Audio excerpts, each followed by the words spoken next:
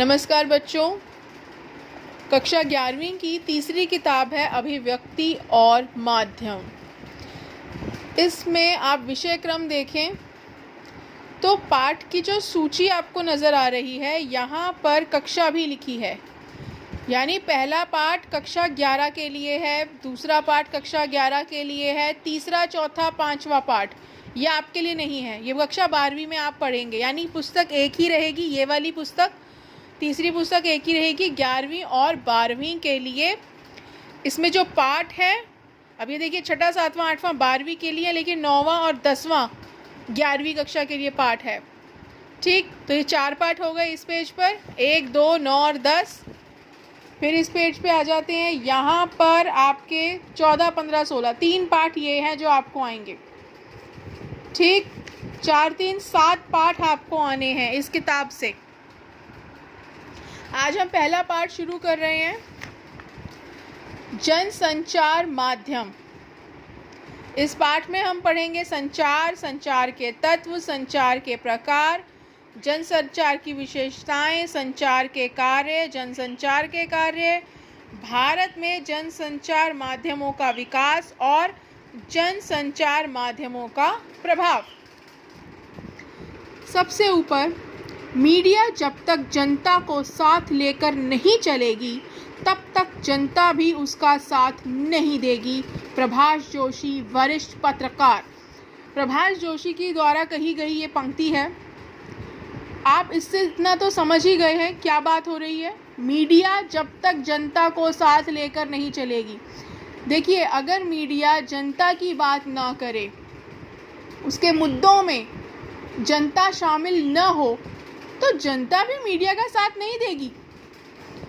हम क्यों अखबार पढ़ेंगे, हम क्यों न्यूज़ देखेंगे टीवी चैनलों पर, यदि हमारी बात नहीं हो रही है, जनता उसमें शामिल नहीं है तो। ठीक है, तो ज़रूरी है कि मीडिया जनता को साथ लेकर चले, तभी जनता मीडिया के साथ रहेगी। संचार के बिना जीवन संभव नहीं है। मानव सभ्यता के विकास में संचार की सबसे महत्वपूर्ण भूमिका रही है। संचार 2 या 2 से अधिक व्यक्तियों के बीच सूचनाओं, विचारों और भावनाओं का आदान प्रदान है। इस तरह संचार एक प्रक्रिया है जिसमें कई तत्व शामिल हैं। पहला प्रश्न मैंने यहाँ छोटा सा बनाया है, संचार किसे कहते हैं, और ये उसका उत्तर है। ठीक है, अगला प्रश्न मैंने यही बनाया हुआ है, छोटे छोटे मैंने प्रश्न बनाए हुए हैं यहाँ पर। इस पाठ से एक एक अंक के प्रश्न भी आते हैं, तो आप ध्यान रखें कि ये छोटे छोटे प्रश्न आप याद करें। छोटी हर पंक्ति, हर शब्द आपके लिए महत्वपूर्ण है, आप कुछ नहीं छोड़ेंगे। संचार के कई प्रकार हैं, जिनमें मौखिक और अमौखिक संचार के अलावा अंतःवैयक्तिक, अंतर्वैयक्तिक, समूह संचार और जन संचार प्रमुख हैं।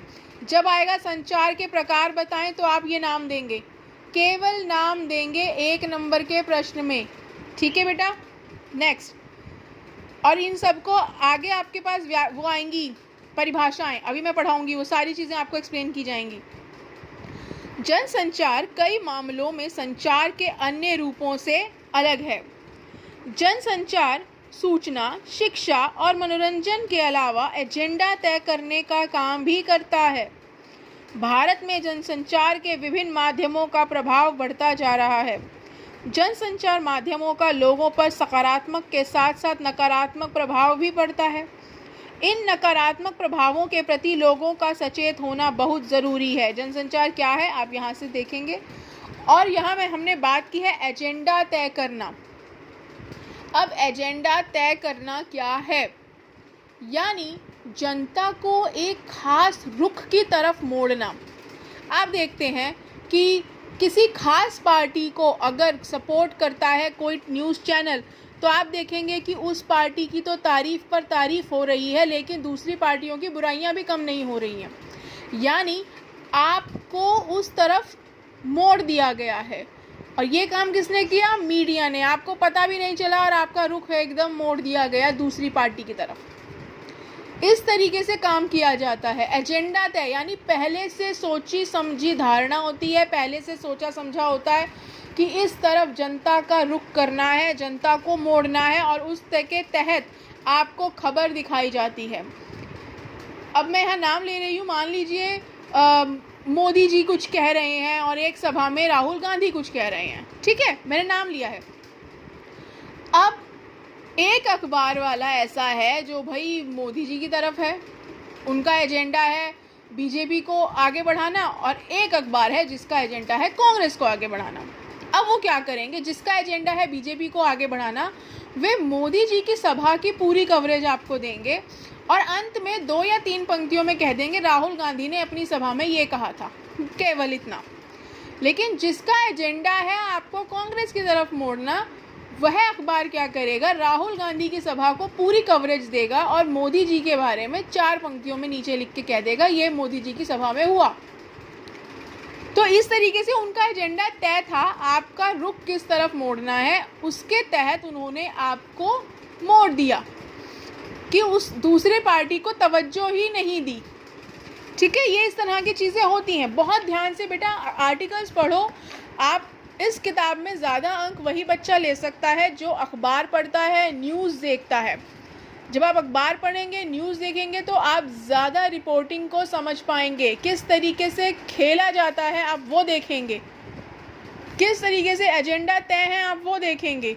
एक ही न्यूज़ को 2 अलग अलग चैनल्स पर देखिए कि वो किस तरह की बात कर रहे हैं और वो किस तरह की बात कर रहे हैं। एबीपी न्यूज़ क्या कहता है, एनडीटीवी क्या कहता है, न्यूज़ 24, आज तक, एक ही खबर को ये चारों कितने अलग अलग तरीके से पेश करते हैं। आप जब देखेंगे तभी समझ पाएंगे।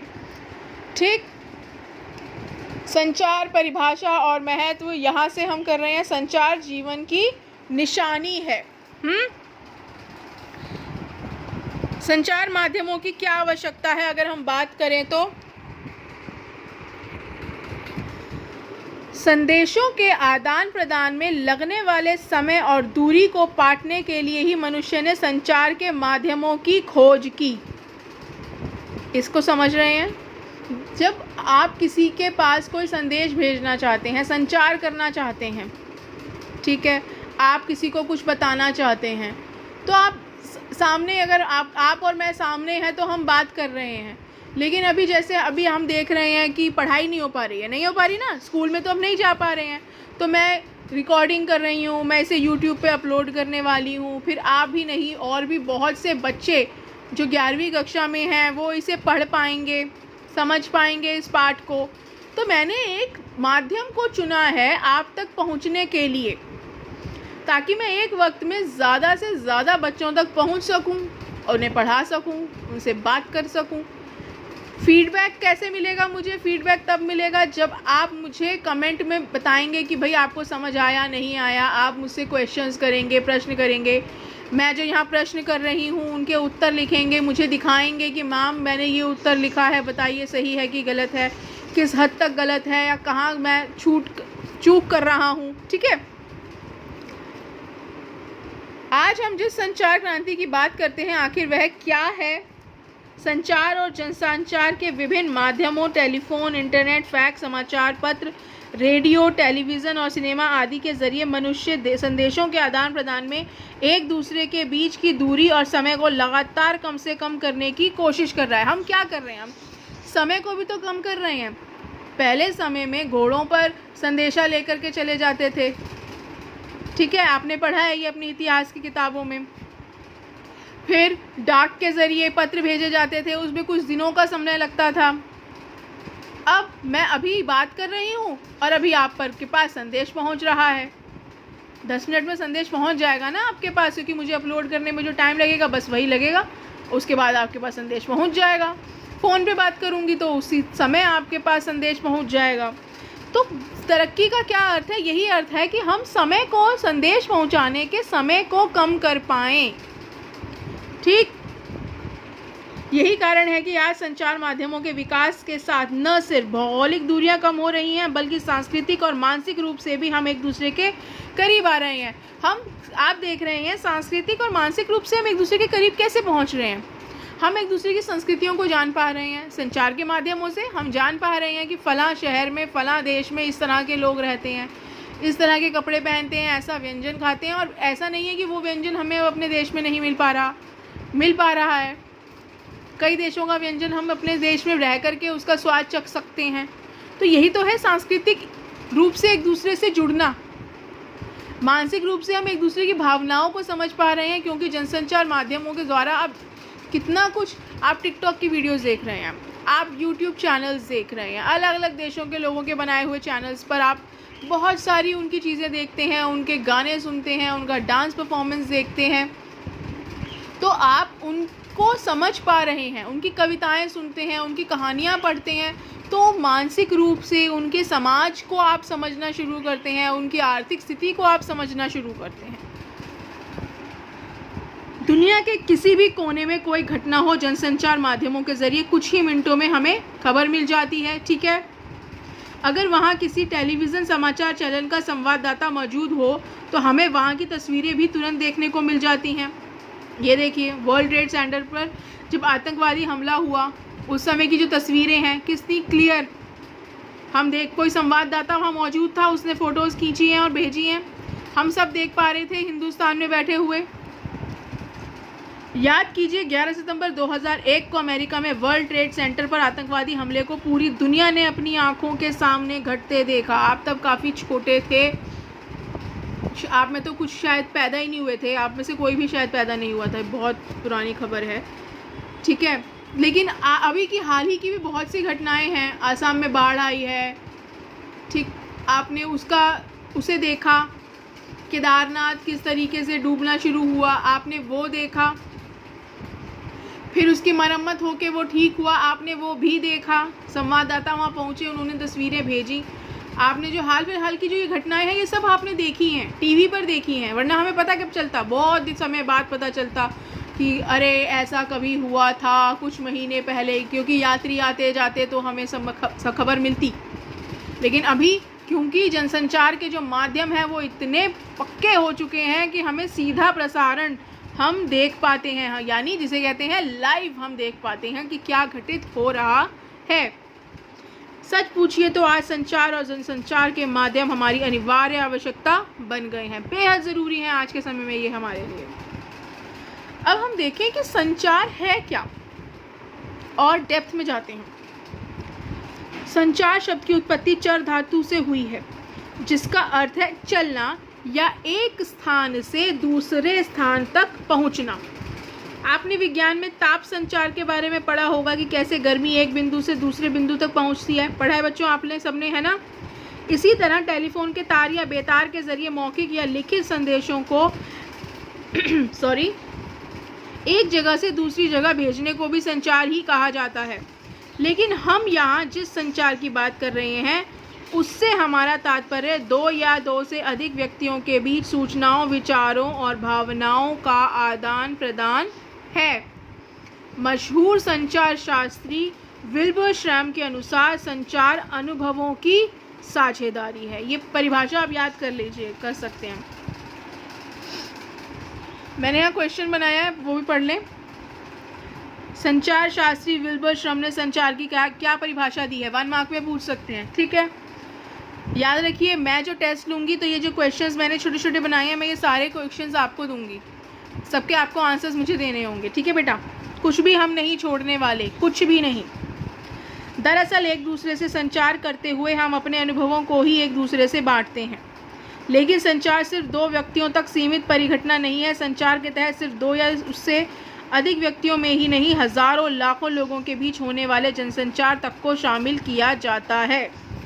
इस प्रकार सूचनाओं, विचारों और भावनाओं को लिखित, मौखिक या दृश्य श्रव्य माध्यमों के जरिए सफलतापूर्वक एक जगह से दूसरी जगह पहुंचाना ही संचार है, और इस प्रक्रिया को अंजाम देने में मदद करने वाले तरीके संचार माध्यम कहलाते हैं। यहाँ क्वेश्चन है संचार एवं संचार माध्यम क्या है, आपके पास यहाँ उत्तर आ गया है, ठीक। संचार और एवं संचार माध्यम में अंतर कुछ भी पूछा जाए आप ये देंगे। Next page. इस तरह हमने देखा कि संचार एक घटना के बजाय प्रक्रिया है, एक ऐसी जीवन प्रक्रिया जिसमें सूचना देने और पाने वाले की सक्रिय भागीदारी ज़रूरी है। दोनों की सक्रिय भागीदारी से ही यह प्रक्रिया पूरी होती है। अगर दोनों में से कोई संचार के लिए अनिच्छुक है तो संचार प्रक्रिया का आगे बढ़ना मुश्किल होता है। इस अर्थ में संचार अंतरक्रियात्मक प्रक्रिया है, यानी आप किसी और के साथ जब तक संचार सामने वाला नहीं करना चाहेगा, आप कैसे पूरी करेंगे? आपने किसी को बोला हेलो, उस व्यक्ति ने आपकी शक्ल भी नहीं देखी, मुंह परे करके चला गया या खड़ा है मुंह परे करके, आपका संचार आगे बढ़ जाएगा? नहीं बढ़ेगा ना। टीवी पे आप न्यूज़ दे रहे हैं या टीवी पे कोई ऐसी चीज़ आ रही है जो आप देखना ही नहीं चाह रहे हैं, तो वो संचार पूरा कैसे होगा? तभी होगा ना जब वो कोई ऐसी चीज़ दिखाएं जिसे आप देखना चाह रहे हैं, आप सुनना चाह रहे हैं, कोई ऐसी खबर हो जिसमें आपकी रुचि है, यानी जनता की रुचि है, तभी तो संचार कामयाब हो पाएगा। आप देखेंगे तभी। संचार के तत्व, पेपर में क्वेश्चन आता है, संचार के तत्व। संचार के प्रकार और संचार के तत्व में अंतर है। याद रखिएगा, पेपर में बच्चे यही क्वेश्चन सबसे ज़्यादा गलत करते हैं। ठीक है, संचार के प्रकार और तत्व में कंफ्यूज होते हैं। आप ये वाला क्वेश्चन आज डेफिनेटली करेंगे। यहाँ संचार के प्रकार थे,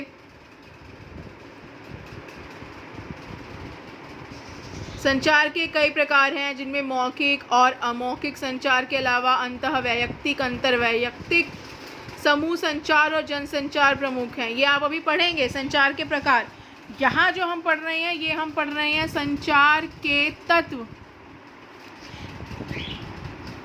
जब हम कहते हैं कि संचार एक प्रक्रिया है, तो इसका एक अर्थ यह भी होता है कि इस प्रक्रिया में कई चरण या तत्व शामिल हैं।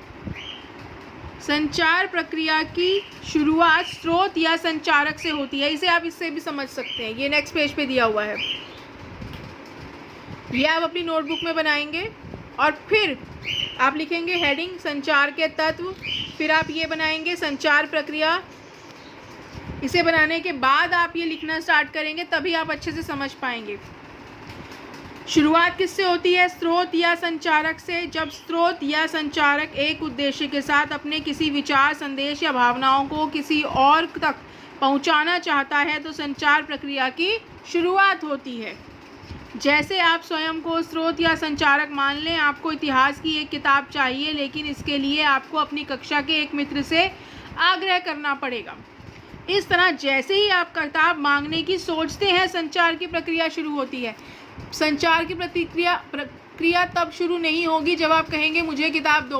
प्रक्रिया तब शुरू होगी जब आपने अपने मन में सोचा कि मुझे इतिहास की किताब मांगनी है। जब आपने मन में सोच लिया, तब ही आपकी प्रक्रिया शुरू हो चुकी है। समझिए, ठीक है।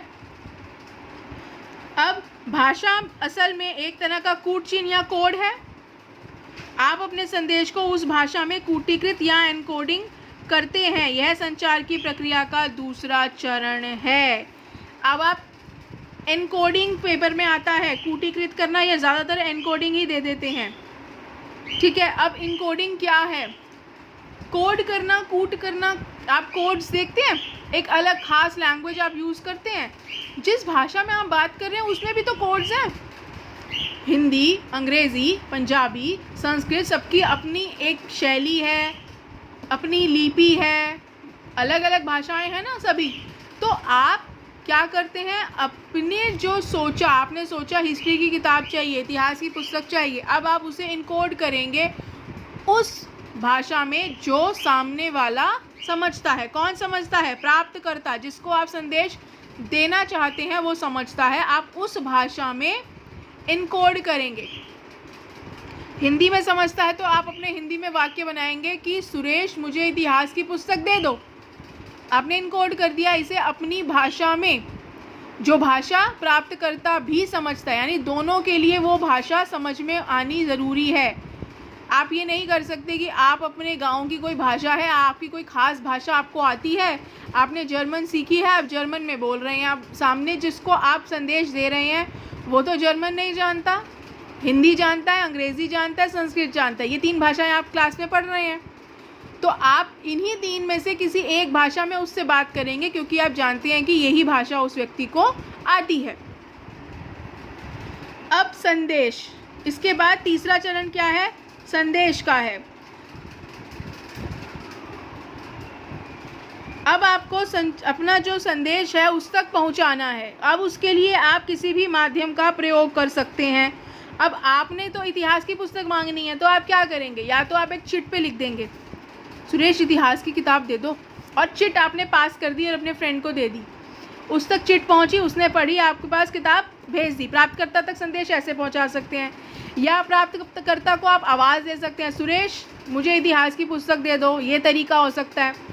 या हो सकता है आप घर पे हैं, आप घर पे उसे टेलीफोन का इस्तेमाल कर सकते हैं। आपने फ़ोन किया दोस्त को, सुरेश मुझे कल इतिहास की किताब दे देना, या अभी दे दो, मैं तुम्हारे घर आ रहा हूँ नीचे, मुझे इतिहास की किताब दे दो। ये तरीका है फ़ोन के ज़रिए। या इंटरनेट के ज़रिए आप फेसबुक पे, मैसेंजर पे उसे मैसेज कर सकते हैं, व्हाट्सएप पे मैसेज कर सकते हैं इतिहास की किताब। तो आपने कई माध्यम हैं जिनमें से आप किसी एक का चुनाव करके अपने संदेश को भेजेंगे। इसके बाद प्राप्तकर्ता की बारी आती है, यानी रिसीवर, जो आपके संदेश को सुनता है या पढ़ता है। वो उसे क्या करता है? डिकोडिंग मतलब आपने जो कोड बनाए हैं उसको डिकोड करना, उसे अपनी भाषा में समझना कि अच्छा मुझसे ये इतिहास की किताब, बॉबी ने मुझसे इतिहास की किताब मांगी है, उसने उसको डिकोड कर लिया। अब ये एक चीज़ याद रखना, इनकोडिंग और डिकोडिंग में थोड़ी और बारीक चीज़ बता रही हूँ। इनकोडिंग जब आपने की, आपके मस्तिष्क में एक छवि बनी इतिहास की पुस्तक की। जब आप इनकोडिंग करते हैं तो ऐसे करते हैं सामने वाला आपकी बात को समझे। आपने कहा इतिहास की पुस्तक, जब सुरेश ने जैसे ही सुना इतिहास की पुस्तक, तो उसके दिमाग में भी वही छवि बनी, वही फ़ोटो बनी इतिहास की पुस्तक की, और उसे समझ आया संदेश कौन भेज रहा है? बॉबी को मुझे देनी है इतिहास की पुस्तक। उसने डिकोड कर लिया। अब इसका सबसे इम्पॉर्टेंट चरण क्या होता है? फीडबैक क्या है? प्रतिक्रिया। आपका संदेश कितना सफलता के साथ पहुंचा है, यानी संचार की जो प्रक्रिया है वो कितनी सफलता से पूरी हुई है, ये फीडबैक से पता चलता है। ठीक, अब इतिहास की किताब आपने बोला, सुरेश समझ गया इतिहास की किताब, और इतिहास की किताब उसने आपको दे दी, यानी आपका संचार हुआ सफल। डिकोडिंग पूरी हुई है, फीडबैक आपको मिल गया, इतिहास की किताब मिल गई। अब ये भी हो सकता था कि आप इतिहास की किताब कहना भूल जाते, आप कहते सुरेश किताब दे देना। सुरेश को पता ही नहीं कौन सी किताब, संचार अधूरा रह गया, फीडबैक नहीं मिला, प्रक्रिया पूरी नहीं हुई संचार की। संचार दोबारा होगा, क्योंकि अब सुरेश आपको कहेगा कौन सी किताब। अब आप बताएंगे इतिहास की किताब, तो संचार वहाँ पर पूरा नहीं हुआ था, अब पूरा हुआ है संचार। ठीक है, तो संचार की प्रक्रिया पूरी तभी होती है जब आपको फीडबैक मिलता है, आपको पता चलता है कि संचार जो आपने किया वो कितना सफल हुआ है, कितना हद तक सामने उसे समझा गया है। इसमें एक चीज़ और होती है, शोर। जब हम संचार करते हैं तो एक शोर वहाँ पर लगातार रहता है। जैसे अभी मैं संचार कर रही हूँ, मैं आपको ये पाठ पढ़ा रही हूँ और आपको साथ में आवाज़ें आ रही हैं। कैसी आवाज़ आ रही है? मेरा पंखा चल रहा है, आपको पंखे की आवाज़ आ रही है। ध्यान से सुनेंगे, आपको पंखे की आवाज़ सुनाई देगी। मैं बीच में एक बार खखारी थी, मुझे खांसी हुई, मैं खखारी, आपको वो आवाज़ आई, वो क्या था? शोर। तो जब हम संचार करते हैं किसी भी माध्यम से, तो वहाँ शोर की गुंजाइश रहती है। आप टीवी में जब आप देखते हैं संवाददाता को, जो लाइव आपको खबर दिखा रहे होते हैं, आसपास भीड़ होती है, लोग होते हैं, हॉर्न की आवाज़ आ रही होती है, वो क्या है? वो शोर है, जो संचार माध्यम का एक हिस्सा भी है और साथ साथ चलता भी रहता है, बाधा पहुंचाता रहता है। ठीक है, कोशिश ये होनी चाहिए कि सफल संचार के लिए कि इस तरह की बाधाओं को या तो हटा दिया जाए या कम कर दिया जाए। ठीक है, आज हमने संचार के तत्व तक पढ़ा है। नेक्स्ट क्लास में हम करेंगे संचार के प्रकार। अभी यहाँ तक कंप्लीट करिए आप लोग। ठीक है, थैंक यू।